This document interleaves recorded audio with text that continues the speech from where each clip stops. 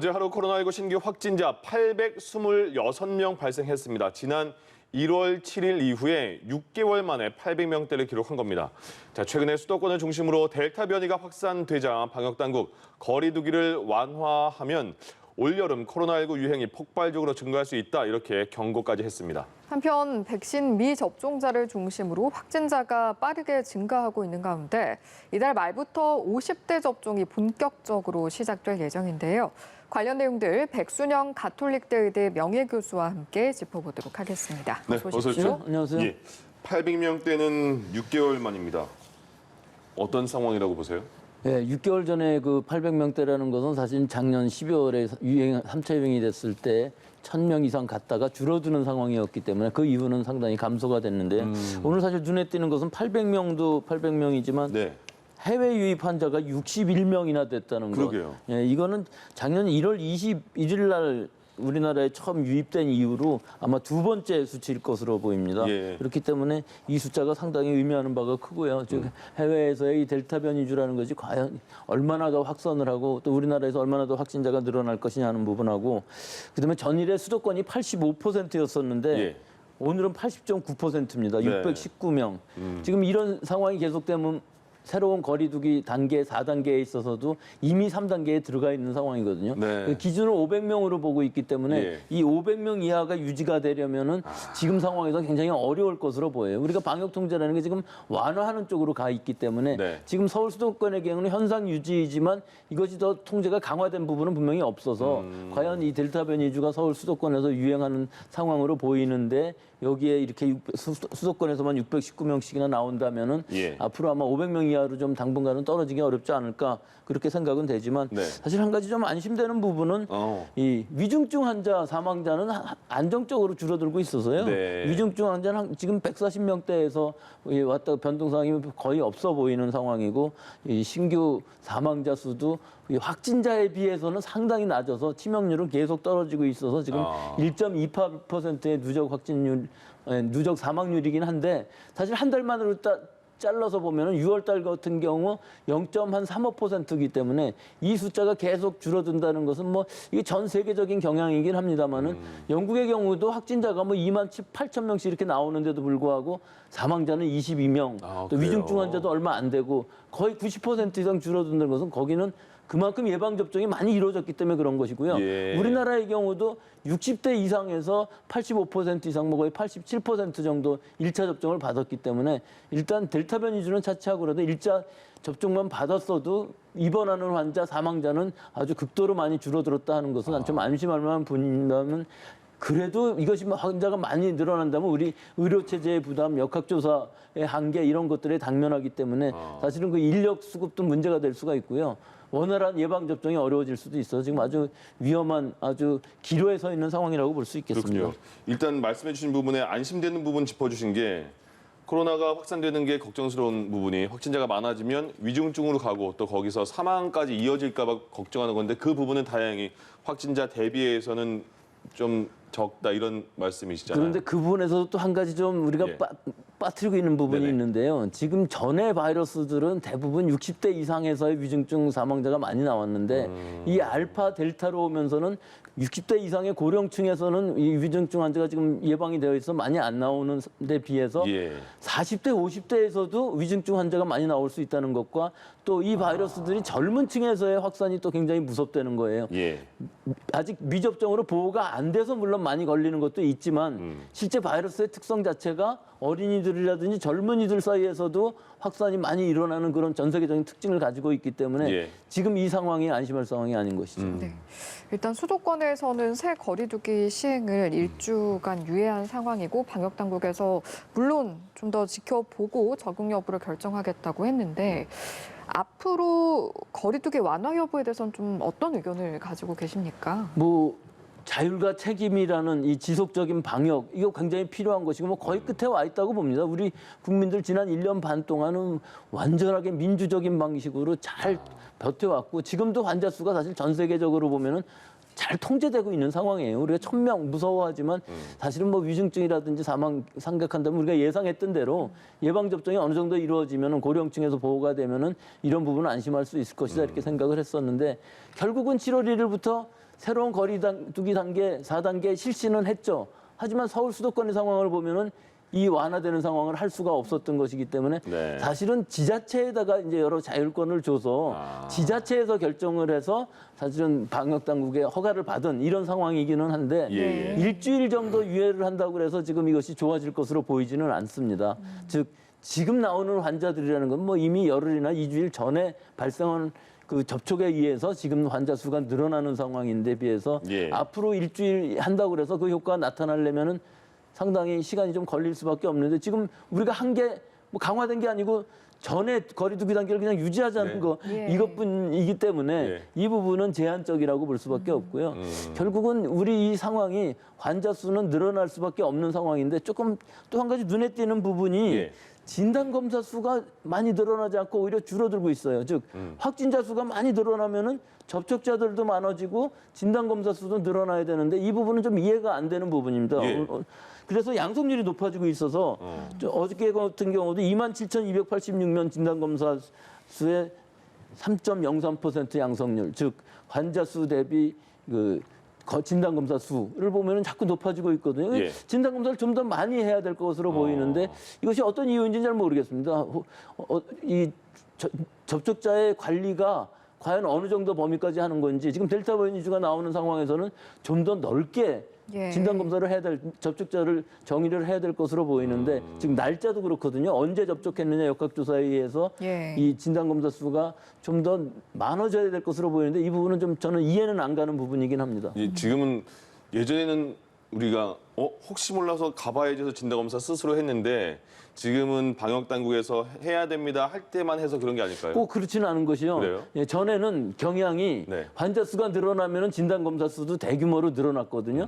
근데 요새의 상황은 보면은 선별 진단소에서의 진단 검사 수는 줄고 있습니다. 예. 그 얘기는 접촉자는 선별 검사소 가서 하는데 네.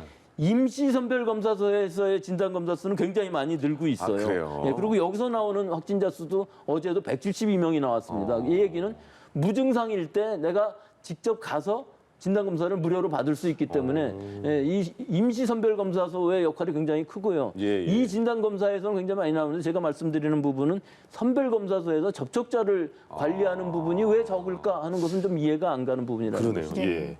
그렇다면 물론 일주일 정도로 좋아질 것 같은 상황은 아니다라고 말씀을 해주셨는데 방역 당국에서 일단 다음 주 중반까지 기다려본 뒤에 이제 결정을 한다고 했으니까 생각을 하시기에 다음 주에 그래도 이 정도까지 확진자가 줄어들면 완화를 고려해 볼 수는 있을 것 같다라고 하는 지점이 있을까요?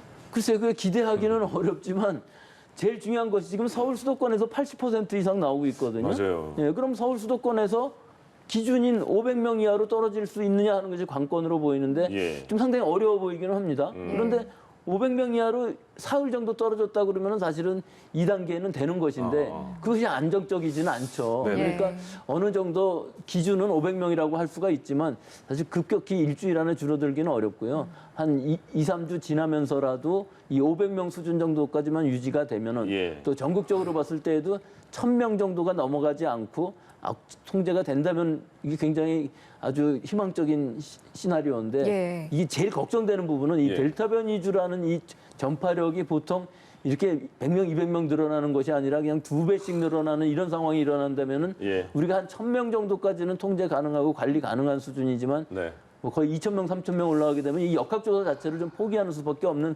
상황이 되는데 예. 이렇게까지 걱정할 필요는 없는 것이 7, 8월이 지나고 나면은 한 2달 잘 버티면은 백신. 우리 백신에 의해서 젊은 층들이 지금 젊은 층들이 예방 접종을 다 못 받았기 때문에 확산이 되는 것이거든요. 그러니까 젊은 층은 뭐 거의 10%도 안 되기 때문에 네네. 이 접종률이 늘어나야만 특히 20, 30대의 접종률 늘어나야 되는데 이 8월 중순이 지나야 접종이 시작될 수밖에 없어서 예. 이 부분은 예. 결국은 7월, 8월이 관건이라고 하겠습니다. 그 공백기를 어떻게 버티느냐. 그렇죠. 예, 그게 관리의 문제네요.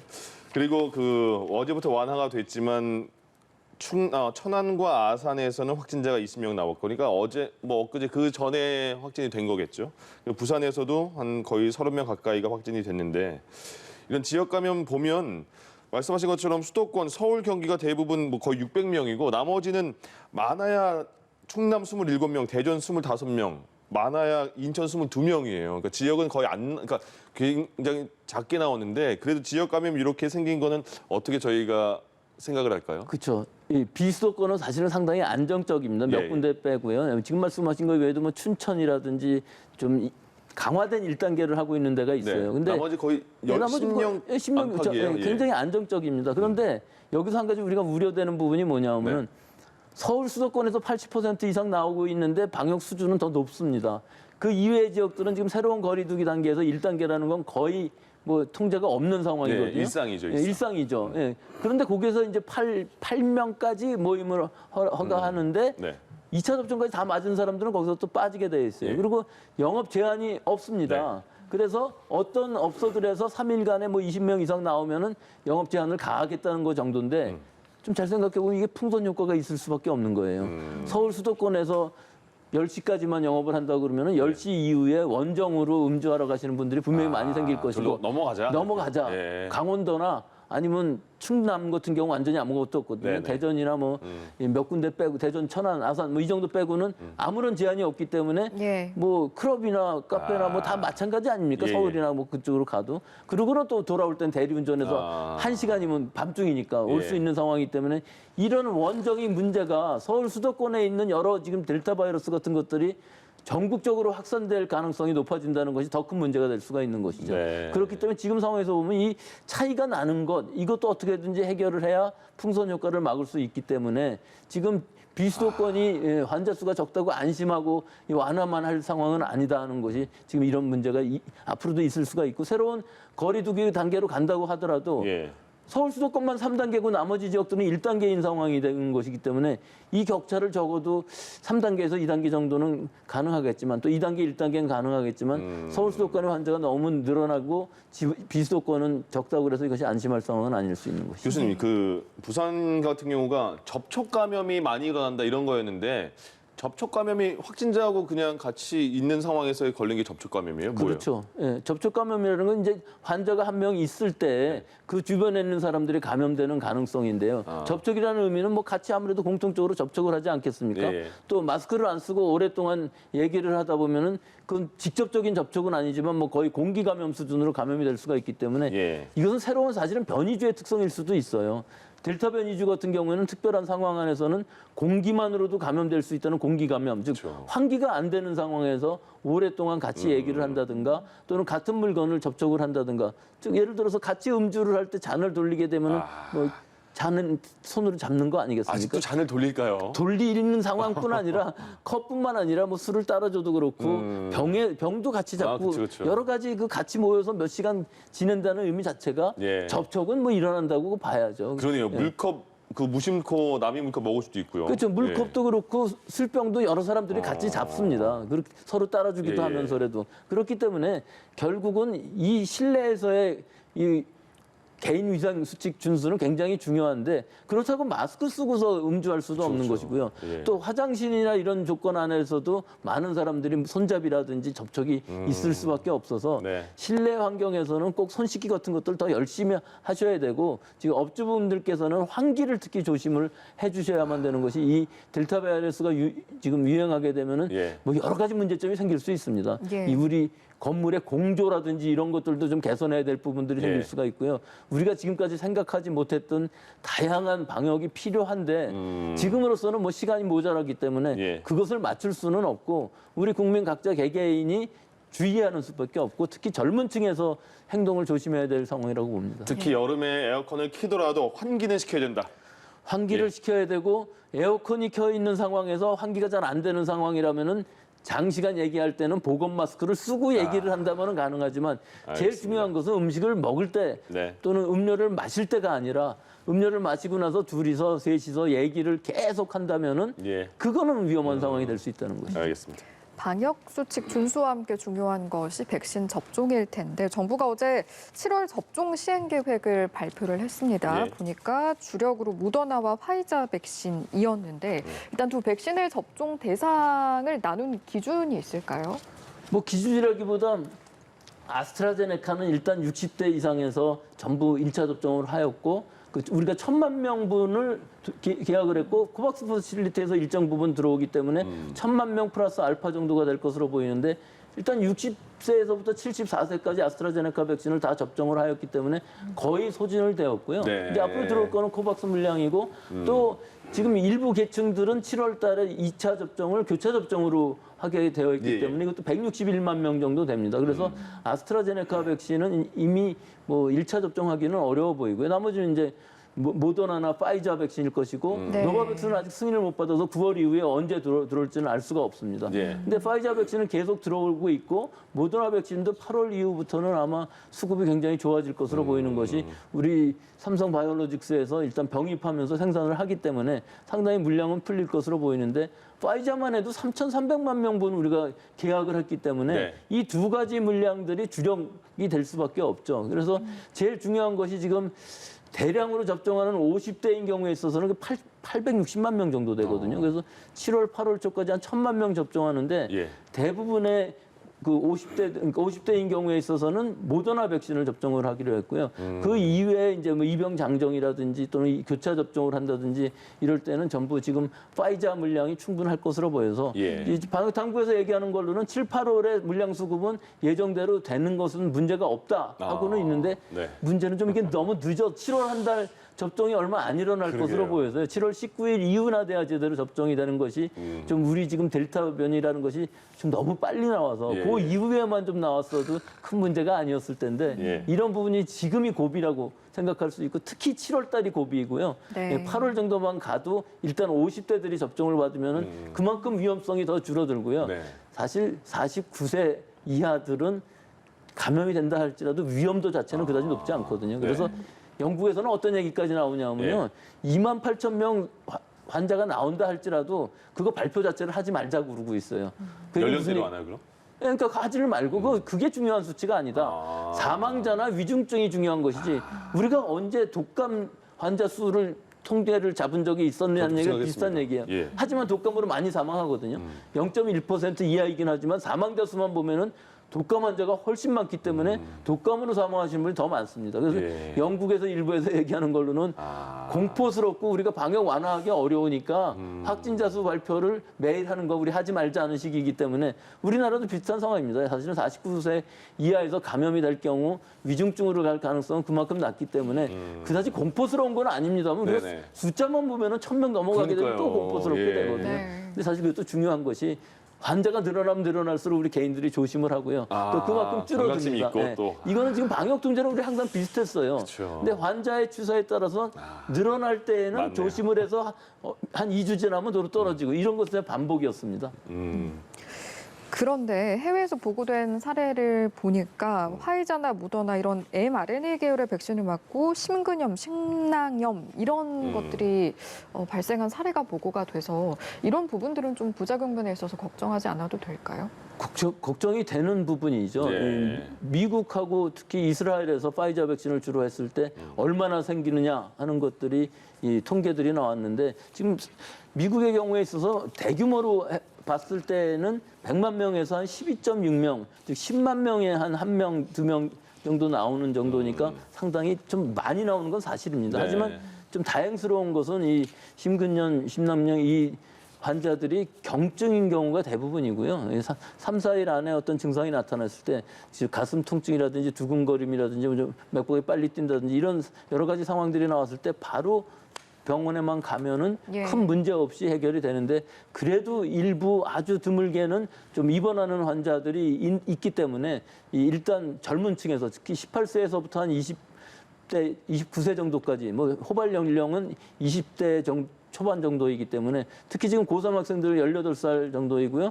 또 군인들인 경우 병사들이 20대 초반들이 많았기 때문에 예. 이 심근염, 심낭염 이 조심은 해야 되겠지만 사실은 이 비율 자체는 굉장히 낮은 건 사실입니다. 그렇기 때문에 우리나라에서도 이런 사례가 나왔을 때 바로 병원에 갈 수 있는 그런 모니터링 시스템, 즉 본인이 잘 자각을 해서 좀 이상하다 생각하면은 일단 백신을 맞은 상황이라면은 바로 전문의하고 상의하는 것이 좋을 것으로 보입니다. 알겠습니다. 알겠습니다. 지금까지 백순영 가톨릭대 의대 명예교수와 이 시간 함께했습니다. 말씀 고맙습니다. 고맙습니다. 예.